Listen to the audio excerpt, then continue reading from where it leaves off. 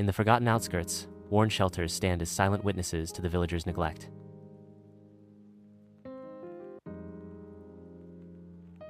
Forgotten by the villagers, they are left to navigate their difficult lives in this neglected corner. At the village outskirts, Adam arrives, his arms full of supplies.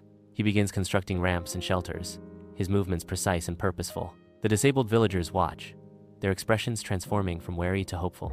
The air fills with quiet gratitude and the steady rhythm of Adam's work. Sunlight streams into the hall, casting long shadows across the solemn faces of the village leaders. The air thickens with unspoken resentment as they discuss Adam's actions. They bring shame, they must stay hidden.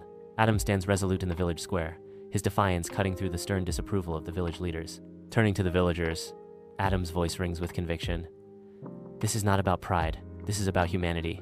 His words ripple through the crowd, sowing seeds of doubt and understanding. The leaders watch with growing unease as Adam's message gains traction, the tide slowly turning. Kindness spreads as villagers unite, improving shelters with shared compassion.